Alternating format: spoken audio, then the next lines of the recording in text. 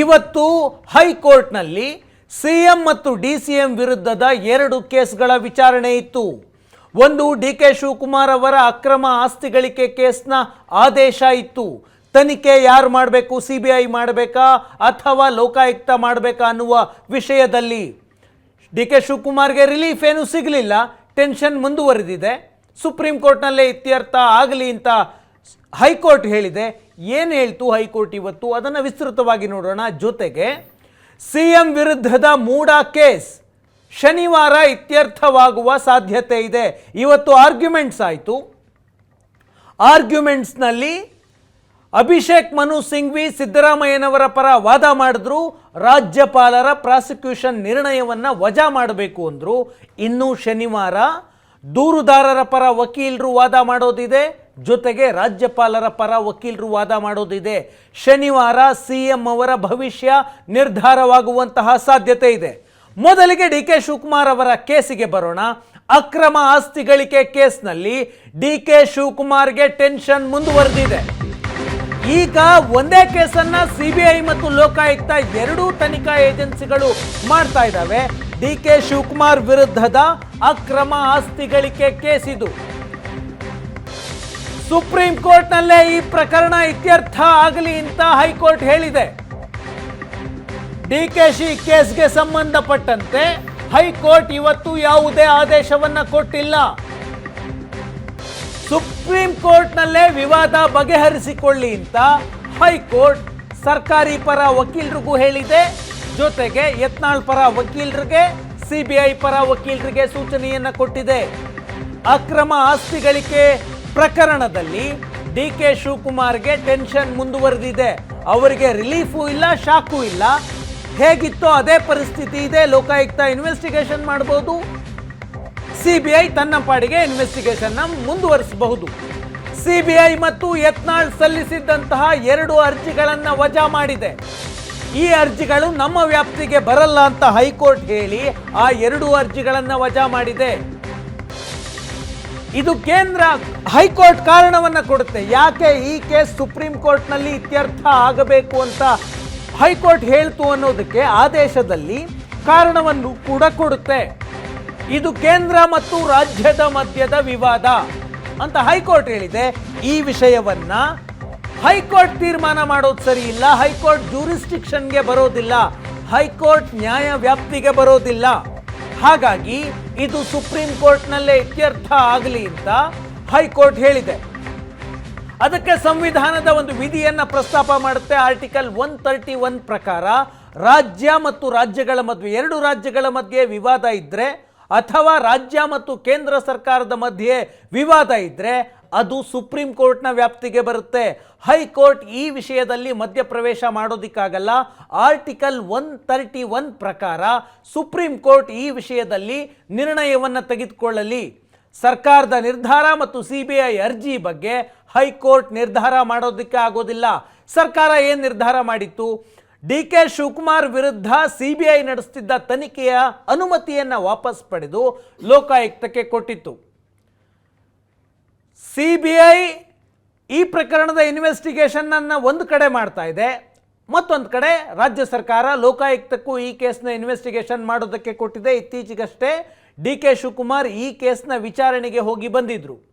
ಈ case supreme ಕೋರ್ಟ್ನಲ್ಲೇ ಬಗೆಹರಿಲಿ, ನಮ್ಮ ವ್ಯಾಪ್ತಿಗೆ ಬರಲ್ಲ ಅಂತ ಇವತ್ತು ಸ್ಪಷ್ಟವಾಗಿ ಹೇಳಿದೆ. ಅಂದರೆ ಈ ವಿವಾದ ಇತ್ಯರ್ಥ ಆಗುವವರೆಗೆ ಡಿ.ಕೆ. ಶಿವಕುಮಾರ್ಗೆ ಟೆನ್ಷನ್ ತಪ್ಪಿದ್ದಲ್ಲ. ಇದೇ ಪ್ರಕರಣಕ್ಕೆ ಸಂಬಂಧಪಟ್ಟಂತೆ ಡಿ.ಕೆ. ಶಿವಕುಮಾರ್ ಮಾತನಾಡ್ತಾ ಇದ್ದಾರೆ ನೋಡಿ. ಕೊಟ್ಟಿದ್ವಿ, ಬಟ್ ಅವ್ರು ನಾವು 90% ಮಾಡಿದ್ದೀವಿ ಅಂತ ಏನೇನೋ ಹೇಳ್ತಿದ್ರು. ಎಷ್ಟು ಪರ್ಸೆಂಟ್ ಮಾಡಿದ್ರು ಏನು ಪೇಪರ್ಸ್ನ ಏನು ಚೇಂಜ್ ಮಾಡೋಕ್ಕಾಗಲ್ಲ. ತೊಂದರೆ ಕೊಡಬೇಕಂದ್ರೆ ಯಾರಿಗೆ ಬೇಕಾದ್ರೂ ತೊಂದರೆ ಕೊಡ್ಬೋದು. ಆದರೆ ತೊಂದರೆ ಕೊಡುವಂಥ ಕೆಲಸ ನಡೀತಾ ಇದೆ. ಅವರು ನ್ಯಾಯಾಲಯಕ್ಕೆ ಹೋದರು. ಈ ಮಧ್ಯದಲ್ಲಿ ಇನ್ನೊಬ್ಬ ಯಾರೊಬ್ಬರು ನಾನು ಆತನ ಮೇಲೆ ಕೇಸ್ ಹಾಕಿದ್ದೀನಿ, ಸುಳ್ಳು ಹೇಳ್ದ ಅಂತ ಅಂದ್ಬಿಟ್ಟು ಡಿಫರ್ಮೇಷನ್ ಕೇಸ್ ಹಾಕಿದ್ದೀನಿ ಕನಕಪುರದಲ್ಲಿ. 100 ಕೋಟಿ ಡಿಫರ್ಮೇಷನ್ ಹಾಕಿದ್ದೀನಿ. ಆತ ಇಂಟರ್ವ್ಯೂನ್ ಆಗಿ ಹಾಕಿದ್ದ. ಸೊ ಇಲ್ಲಿ ಅದು ಅವ್ರ ಪಾರ್ಟಿದದ್ದು, ಪಾರ್ಟಿಯವ್ರು ಹಾಕ್ಸಿದ್ರು. ದೊಡ್ಡ ದೊಡ್ಡ ಲಾಯರ್ನೆಲ್ಲ ಮಡಗಿದ್ರು. ನಾನು ಸಿಂಘ್ವಿ, ನನ್ನ ಪರವಾಗಿ ಸಿಂಘ್ವಿ ಅವರು ಬಂದು ಆರ್ಗ್ಯುಮೆಂಟ್ ನಮ್ಮ ಕೇಸನ್ನು ಮಾಡಿದರು. ಸರ್ಕಾರ ಪರವಾಗಿ ಕಪಿಲ್ ಸಿಬ್ಬಲ್ ಅವರು ಬಂದು ಮಾಡಿದರು. ಮುಖ್ಯಮಂತ್ರಿಗಳು ನನ್ನ ಕೇಸನ್ನು ಅವರು ಕ್ಯಾಬಿನೆಟ್ ಎಲ್ಲ ನನ್ನ ಕ್ಯಾಬಿನೆಟ್ ಕೊಲೀಗ್ಸು ತೀರ್ಮಾನ ಮಾಡಿ ಇದು ಅನ್ಯಾಯ ಆಗಿದೆ ಶಿವಕುಮಾರ್ಗೆ ಅಂತೇಳಿ ಅವರು CBIಯಿಂದ ವಾಪಸ್ ಲೋಕಾಯುಕ್ತಕ್ಕೆ ಮಾಡಿದ್ದಾರೆ. ಲೋಕಾಯುಕ್ತ ಅವರು ಇನ್ನು ಇನ್ವೆಸ್ಟಿಗೇಷನ್ ಮಾಡ್ತಾಯಿದ್ದಾರೆ. ಸೊ ಇವತ್ತು ಏನು ಸರ್ಕಾರ ತೀರ್ಮಾನ ಮಾಡಿದೆ ಅದು ಸರಿ ಇದೆ ಅನ್ನೋದನ್ನು ಹೇಳಿದ್ದಾರೆ. ಅವರು ನನಗೆ ಅನ್ಯಾಯ ಆಗಿದ್ದರೂ ನಾನು ಸುಪ್ರೀಂ ಕೋರ್ಟ್ಗೆ ಹೋಗ್ತಿದ್ದೆ, ಖಂಡಿತ ನಾನು ಹೋಗ್ತಿದ್ದೆ. ಅವರು ಬಹುಶಃ ಇಲ್ಲಿಗೆ ಬಿಟ್ಟರು ಬಿಡ್ಬೋದು, ಇಲ್ಲಾಂದ್ರೆ ಅವರು ಅಪೀಲ್ ಆಗ್ಬೋದು. ನನಗದು ಅವ್ರಿಗೆ ಸಂಬಂಧಪಟ್ಟಂಥ ವಿಚಾರ. ಆದರೆ ಇದು ಕೆಲವು ಜಡ್ಜ್ಮೆಂಟ್ಸು ರೀಸೆಂಟಾಗಿ ವೆಸ್ಟ್ ಬೆಂಗಾಲಲ್ಲಿ ಒಂದು ಜಡ್ಜ್ಮೆಂಟ್ ಕೂಡ ಆಗಿದೆ, ಅದನ್ನು ಕೂಡ ಅವರು ಹೇಳಿದ್ದಾರೆ. ಸೊ ಅದರಿಂದ ನನಗೆ ನ್ಯಾಯಾಲಯದ ಬಗ್ಗೆ ನಂಬಿಕೆ ಇದೆ. ನಾವು ಯಾರಿಗೂ ಮೋಸ ಮಾಡೋಂಥ ಅವಶ್ಯಕತೆ ಇಲ್ಲ, ನಾವು ಮೋಸನೂ ಮಾಡಿಲ್ಲ. DK ಶಿವಕುಮಾರ್ ವಿರುದ್ಧದ ಅಕ್ರಮ ಆಸ್ತಿ ಗಳಿಕೆಯ ತನಿಖೆಯನ್ನ CBI ಮಾಡ್ತಾ ಇದೆ. ಇವತ್ತಿನ ಹೈಕೋರ್ಟ್ ಆದೇಶ CBI ತನಿಖೆ ಮಾಡಬಾರ್ದು ಅಂತೇನು ಹೇಳಿಲ್ಲ. ಅಟ್ ದ ಸೇಮ್ ಟೈಮ್ ರಾಜ್ಯದ ಲೋಕಾಯುಕ್ತನೂ ಕೂಡ ತನಿಖೆ ಮಾಡ್ತಾ ಇದೆ DKಶಿ ಅವರ ಕೇಸನ್ನು. ಲೋಕಾಯುಕ್ತ ತನಿಖೆ ಮಾಡಬಾರ್ದು ಅಂತಲೂ ಹೈಕೋರ್ಟ್ ಹೇಳಿಲ್ಲ. ಹಾಗಾಗಿ ಈಗ ಏನಾಗ್ತಿದೆ, ಒಂದು ಕೇಸನ್ನು 2 ತನಿಖಾ ಏಜೆನ್ಸಿಗಳು ಇನ್ವೆಸ್ಟಿಗೇಷನ್ ಮಾಡ್ತಾ ಇದ್ದಾವೆ. ಅದು ಸುಪ್ರೀಂ ಕೋರ್ಟ್ನಲ್ಲಿ ಇತ್ಯರ್ಥ ಆಗುವವರೆಗೆ ಮುಂದುವರಿಯುತ್ತೆ. ಲೋಕಾಯುಕ್ತಗೆ ಇತ್ತೀಚೆಗಷ್ಟೇ ಸಂಪುಟದಲ್ಲಿ ಒಂದು ನಿರ್ಣಯವನ್ನು ಮಾಡಿ DK ಶಿವಕುಮಾರ್ ವಿರುದ್ಧದ ಕೇಸನ್ನು CBI ತನಿಖೆಗೆ ಕೊಟ್ಟಂತಹ ಅನುಮತಿಯನ್ನು ರಾಜ್ಯ ಸಚಿವ ಸಂಪುಟ ವಾಪಸ್ ಪಡೆದಿತ್ತು. ಅದನ್ನು ವಾಪಸ್ ಪಡೆದು ರಾಜ್ಯದ ಲೋಕಾಯುಕ್ತ ಅಧಿಕಾರಿಗಳೇ ಈ ವಿಷಯದಲ್ಲಿ ತನಿಖೆ ಮಾಡಿ ಇತ್ಯರ್ಥ ಮಾಡಲಿ ಅಂತ CBI ಅರ್ಜಿಯನ್ನು ಹಾಕಿದೆ. ಇಡೀ ಕೇಸ್ನಲ್ಲಿ CBI ವರ್ಸಸ್ ಲೋಕಾಯುಕ್ತ ಅನ್ನುವಂತಹ ಪರಿಸ್ಥಿತಿ ಇದೆ. 2020ರಲ್ಲಿ BS ಯಡಿಯೂರಪ್ಪನವರ ಸರ್ಕಾರ ಇದ್ದಾಗ DK ಶಿವಕುಮಾರ್ ವಿರುದ್ಧ ಇದ್ದಂತಹ ಅಕ್ರಮ ಆಸ್ತಿ ಪ್ರಕರಣವನ್ನು CBIಗೆ ಕೊಟ್ಟಿತ್ತು. ಆಗ BS ಯಡಿಯೂರಪ್ಪನವರ ಸರ್ಕಾರ ಇತ್ತು. CBI ತನಿಖೆ ಮಾಡಿ ಅಂತ ಹೇಳಿತ್ತು ಅವತ್ತು. ಇದಾದ ಮೇಲೆ CBI ತನಿಖೆ ಮಾಡ್ತಿರುತ್ತೆ. ಹೆಚ್ಚು ಕಡಿಮೆ ಮುಕ್ಕಾಲು ಭಾಗ ತನಿಖೆಯಾಗಿದೆ. ಕಾಂಗ್ರೆಸ್ ನೇತೃತ್ವದ ಸರ್ಕಾರ ರಾಜ್ಯದಲ್ಲಿ ಮತ್ತೆ ಅಧಿಕಾರಕ್ಕೆ ಬರುತ್ತೆ. ನವೆಂಬರ್ 2023ರಲ್ಲಿ CBI ತನಿಖೆಗೆ ಅನುಮತಿಯನ್ನು ಹಿಂಪಡೆಯುತ್ತೆ ಕ್ಯಾಬಿನೆಟ್. ಅವತ್ತಿನ ಕ್ಯಾಬಿನೆಟ್ ಮೀಟಿಂಗಿಗೆ DK ಶಿವಕುಮಾರ್ ಹೋಗಿರಲಿಲ್ಲ. ಈಗ ಹೇಗೆ ಮೂಡಾ ಪ್ರಕರಣದಲ್ಲಿ ಕ್ಯಾಬಿನೆಟ್ ನಿರ್ಣಯ ಆದಾಗ ಸಿದ್ದರಾಮಯ್ಯನವರು ಹೋಗಿರಲಿಲ್ಲ, ಅವತ್ತು DK ಶಿವಕುಮಾರ್ ವಿರುದ್ಧದ ಕೇಸ್ನಲ್ಲಿ ಕ್ಯಾಬಿನೆಟ್ ಸಭೆಗೆ DK ಶಿವ್ ಹೋಗಿರಲಿಲ್ಲ. ಅವತ್ತು ಕ್ಯಾಬಿನೆಟ್ ನಿರ್ಧಾರ ಮಾಡಿತ್ತು CBI ಈ ಕೇಸ್ಗೆ ನೀಡಿದಂತಹ ಅನುಮತಿಯನ್ನು ವಾಪಸ್ ಪಡೆದು ಲೋಕಾಯುಕ್ತ ತನಿಖೆಗೆ ಆದೇಶವನ್ನು ಮಾಡಿದ್ರು. BSY ಸರ್ಕಾರ CBI ತನಿಖೆಗೆ ಅನುಮತಿಯನ್ನು ಕೊಟ್ಟಿತ್ತು. ಹಾಗೆ ಕೊಟ್ಟ ಅನುಮತಿಯ ಆಧಾರದ ಮೇಲೆ CBI ತನಿಖೆಯನ್ನು ಮಾಡ್ತಿತ್ತು. ಕಾಂಗ್ರೆಸ್ ಸರ್ಕಾರ ಬಂದ ಮೇಲೆ ಕ್ಯಾಬಿನೆಟ್ ನಿರ್ಣಯ ಮಾಡಿ CBIಗೆ ಕೊಟ್ಟಂತಹ ತನಿಖೆಗೆ ಅನುಮತಿಯನ್ನು ವಾಪಸ್ ಪಡೆದು ಲೋಕಾಯುಕ್ತದವರು ಇನ್ವೆಸ್ಟಿಗೇಷನ್ ಮಾಡಲಿ ಅಂತ ಅಂದರು. ಡಿಸೆಂಬರ್ 2023ಕ್ಕೆ DK ಶಿವಕುಮಾರ್ ವಿರುದ್ಧ ಲೋಕಾಯುಕ್ತದಲ್ಲಿ FIR ಆಗುತ್ತೆ.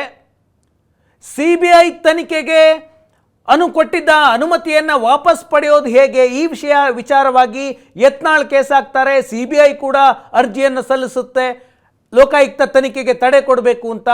ಈ ಕೇಸ್ನ ಇತ್ಯರ್ಥ, ಈ ವಿವಾದದ ಇತ್ಯರ್ಥ, ಒಂದು ಕೇಸನ್ನು 2 ಇನ್ವೆಸ್ಟಿಗೇಷನ್ ಏಜೆನ್ಸಿಗಳು ಮಾಡ್ತಾ ಇರುವಂತಹ ಇನ್ವೆಸ್ಟಿಗೇಷನ್ ವಿವಾದದ ವಿಚಾರ ಇವತ್ತು ಇತ್ಯರ್ಥ ಆಗಲಿಲ್ಲ. ಲೋಕಾಯುಕ್ತ ಕರ್ನಾಟಕ ಸರ್ಕಾರದ ಅಡಿಯಲ್ಲಿ ಬರುತ್ತೆ, CBI ಕೇಂದ್ರ ಸರ್ಕಾರದ ಅಡಿಯಲ್ಲಿ ಬರುತ್ತವೆ.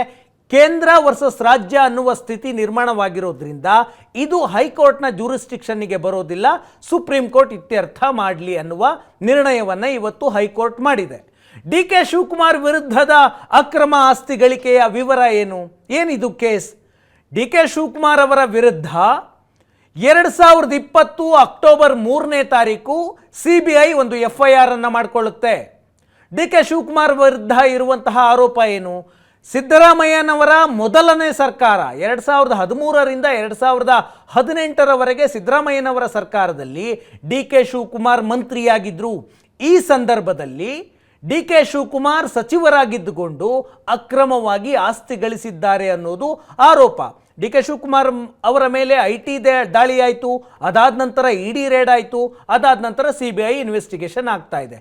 IT ದಾಳಿ ಇಡಿ ರೇಡ್ ಇದೆಲ್ಲದರ ನಂತರ IT ದಾಳಿ ನಂತರ ಇಡಿ ರೇಡ್ ಆಯಿತು. ಇಡಿ ಏನು ತನಿಖೆ ಮಾಡ್ತು? ಅಕ್ರಮವಾಗಿ ಕರ್ನಾಟಕದಿಂದ ದೆಹಲಿಗೆ ಹಣವನ್ನು ಸಾಗಾಟ ಮಾಡಿದ್ದಾರೆ ಹವಾಲಾ ಮೂಲಕ ಅಂತ, ಅದು ಇಡಿ ಮಾಡ್ತಿರುವಂತಹ ಕೇಸು. CBI ಮಾಡ್ತಾ ಇರೋದು ಅಕ್ರಮವಾಗಿ DK ಶಿವಕುಮಾರ್ ಆಸ್ತಿಯನ್ನು ಗಳಿಕೆ ಮಾಡಿದ್ದಾರೆ ಅಂತ. DK ಶಿವಕುಮಾರ್ 2013ರಿಂದ 2018ರವರೆಗೆ 74.93 ಕೋಟಿ 94 ಲಕ್ಷ ಹಣವನ್ನು ಅಕ್ರಮವಾಗಿ ಗಳಿಸಿದ್ದಾರೆ ಅಂತ CBI FIR ಮಾಡಿಕೊಂಡಿದೆ. DK ಶಿವಕುಮಾರ್ ವಿರುದ್ಧ ಆಗ ಇದ್ದಂತಹ BSY ಸರ್ಕಾರ ತನಿಖೆ ಮಾಡಿ ಅಂತ ಅನುಮತಿ ಕೊಟ್ಟಿತ್ತು. ಅದರ ಆಧಾರದ ಮೇಲೆ CBI 80% ಇನ್ವೆಸ್ಟಿಗೇಷನ್ ಅನ್ನು ಈಗಾಗಲೇ ಮುಗಿಸಿದೆ. DK ಶಿವಕುಮಾರ್ ಅವರ ಮೇಲಿರುವಂತಹ ಆರೋಪ 5 ವರ್ಷಗಳಲ್ಲಿ DK ಶಿವಕುಮಾರ್ ಅವರ ಆಸ್ತಿ 379% ಹೆಚ್ಚಳ ಆಗಿದೆ. ಭ್ರಷ್ಟಾಚಾರ ನಿಯಂತ್ರಣ ಕಾಯ್ದೆಯ ಅಡಿಯಲ್ಲಿ FIR ಮಾಡಿ ಅಕ್ರಮವಾಗಿ ಆಸ್ತಿ ಮಾಡಿದ್ದಾರೆ DK ಶಿವಕುಮಾರ್ ಅಂತ ತನಿಖೆ ನಡೀತಾ ಇದೆ. ಈ ತನಿಖೆ ಈಗ 2 ಇನ್ವೆಸ್ಟಿಗೇಷನ್ ಏಜೆನ್ಸಿ ಮಾಡ್ತಿದ್ದಾವೆ. ನಿಯಮ ಏನು ಹೇಳುತ್ತೆ? ಯಾವುದೇ ಒಂದು ಕ್ರಿಮಿನಲ್ ಕೇಸ್ ಇರ್ಬೋದು ಅಥವಾ ಸಿವಿಲ್ ಕೇಸ್ ಇರ್ಬೋದು, ಯಾವುದೇ ಕೇಸನ್ನು ಇನ್ವೆಸ್ಟಿಗೇಷನ್ ಮಾಡಬೇಕಾಗಿರೋದು ಒಂದೇ ಏಜೆನ್ಸಿ. ಒಂದು ಕೇಸನ್ನು 2 FIR ದಾಖಲು ಮಾಡಿಕೊಂಡು 2 ಪ್ರತ್ಯೇಕ ಏಜೆನ್ಸಿಗಳು at the same time investigation ಮಾಡೋದಕ್ಕೆ ಅವಕಾಶ ಇಲ್ಲ. ಒಂದು CBI ಮಾಡಬೇಕು, ಇಲ್ಲವೇ ಲೋಕಾಯುಕ್ತ ಮಾಡಬೇಕು. CBIಗೆ ಪರ್ಮಿಷನನ್ನು ರಾಜ್ಯ ಸರ್ಕಾರ ಮೊದಲು ಕೊಟ್ಟಿತ್ತು, ಮೊದಲಿದ್ದ ರಾಜ್ಯ ಸರ್ಕಾರ. ಇವರು ಬಂದ ಮೇಲೆ ಅದನ್ನು ವಾಪಸ್ ತೆಗೆದುಕೊಂಡ್ರು. ಈ ರೀತಿ ಮಾಡಲಿಕ್ಕೆ ಬರೋದಿಲ್ಲ ಅನ್ನೋದು CBIನ ವಾದ. ಜೊತೆಗೆ ಯತ್ನಾಳ್ ಕೂಡ ಅರ್ಜಿಯನ್ನು ಸಲ್ಲಿಸಿದ್ರು. ರಾಜ್ಯ ಕ್ಯಾಬಿನೆಟ್ ನಿರ್ಣಯ ಅಕ್ರಮ ಅಂತ 2 ಅರ್ಜಿಗಳನ್ನು ವಜಾ ಮಾಡಲಾಗಿದೆ. ಅಂದರೆ ಮೇಂಟೈನಬಲ್ ಅಲ್ಲ, ಮಾನ್ಯ ಅಲ್ಲ, ಹೈಕೋರ್ಟ್ನಲ್ಲಿ ವಿಚಾರಣೆ ಮಾಡೋದಕ್ಕೆ ನೀವು ಸುಪ್ರೀಂ ಕೋರ್ಟ್ಗೆ ಹೋಗಿ ಅಂತ ಹೇಳಿದೆ. ಇದಿಷ್ಟು DK ಶಿವಕುಮಾರ್ ಅವರಿಗೆ ಸಂಬಂಧಪಟ್ಟಂತಹ ಕೇಸ್.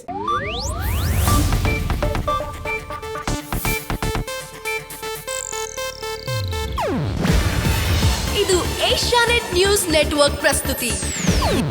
ನೀವು ನೋಡ್ತಿದ್ದೀರಾ ಏಷ್ಯಾನೆಟ್ ಸುವರ್ಣ ನ್ಯೂಸ್.